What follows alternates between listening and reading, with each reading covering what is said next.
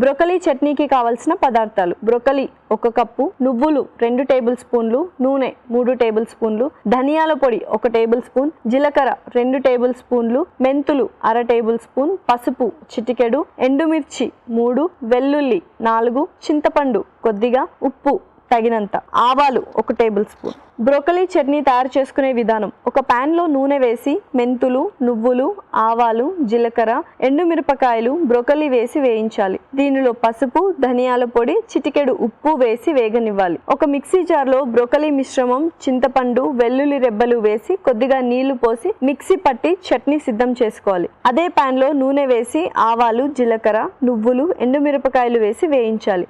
ఈ పోపు మిశ్రమాన్ని చట్నీలో వేసి సర్వ్ చేసుకుంటే టేస్టీ బ్రోకలీ చట్నీ రెడీ.